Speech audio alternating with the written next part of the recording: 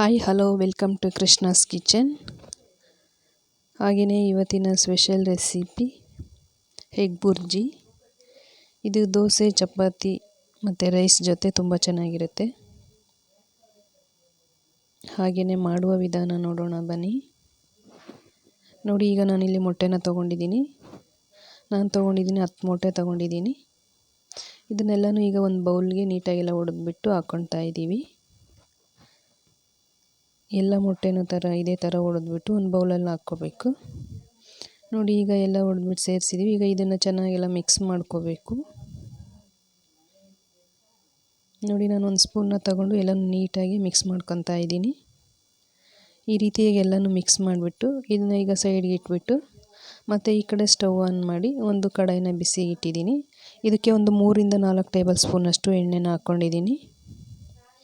ಹಾಗೆಯೇ ಎಣ್ಣೆ ಬಿಸಿಯಾಗಿದ್ದ ನಂತರ ಇದಕ್ಕೆ ಖಾರಕ್ಕೆ ತಕ್ಕಷ್ಟು ಹಸಿಮೆಣಸಿನ್ಕಾಯಿ, ನಾನಿಲ್ಲಿ ಒಂದು 5 - 6 ಮೆಣಸಿನ್ಕಾಯಿನ ಉದ್ದುದ್ದ ಸೀಳ್ಬಿಟ್ಟು ಹಾಕ್ಕೊಂಡಿದ್ದೀನಿ.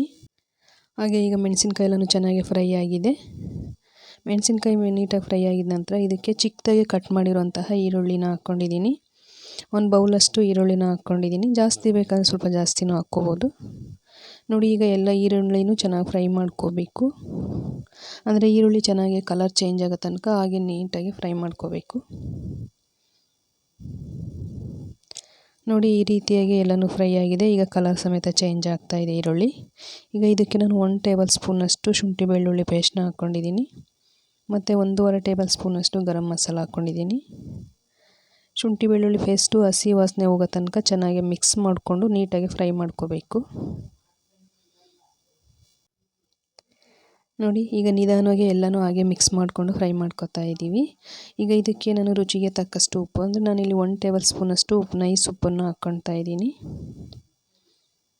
ಮತ್ತು ಚಿಕ್ಕದಾಗಿ ಕಟ್ ಮಾಡಿರುವಂತಹ ಸ್ವಲ್ಪ ಕೊತ್ತಂಬರಿ ಸೊಪ್ಪನ್ನು ಹಾಕ್ಕೊಂಡಿದ್ದೀನಿ.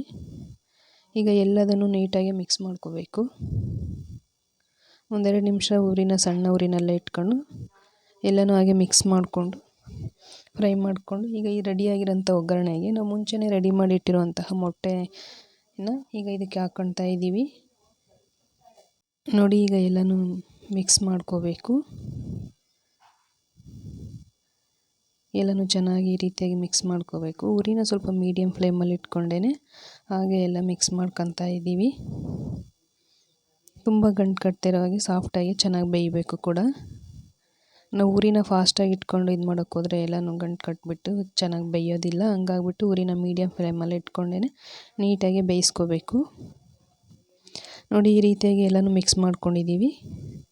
ಇದೇ ಥರ ಒಂದು 3 - 4 ನಿಮಿಷ ಚೆನ್ನಾಗಿ ಮಿಕ್ಸ್ ಮಾಡ್ಕೊಂಡು ಬೇಯಿಸ್ಕೋಬೇಕು. ನೋಡಿ, ಈ ಥರ ಎಗ್ ಬುರ್ಜಿ ರೆಡಿಯಾಗಿದೆ.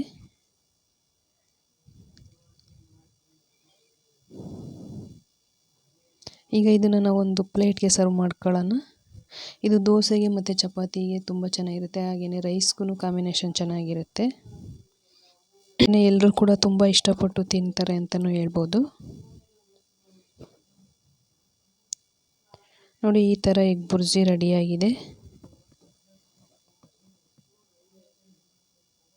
ಹಾಗೆಯೇ ನಿಮಗೂ ಕೂಡ ಇಷ್ಟ ಆಗಿದ್ದರೆ ನೀವು ಖಂಡಿತ ಈ ಥರನೂ ಒಂದ್ಸಲ ಟ್ರೈ ಮಾಡಿ, ಹೇಗೆ ಬಂದಿರುತ್ತೆ ಅಂತ ಕಮೆಂಟ್ ಮಾಡಿ.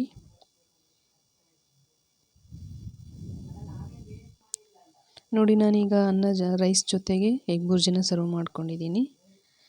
ರೈಸ್ ಜೊತೆನೂ ಕಾಂಬಿನೇಷನ್ ತುಂಬಾ ಚೆನ್ನಾಗಿರುತ್ತೆ.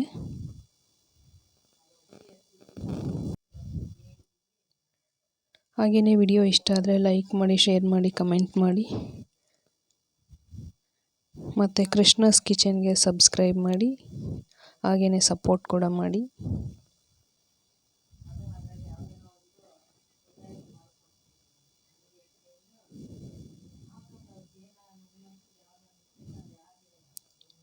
ವಿಡಿಯೋ ನೋಡಿದ್ದಕ್ಕಾಗಿ ಧನ್ಯವಾದಗಳು. Thank you for watching.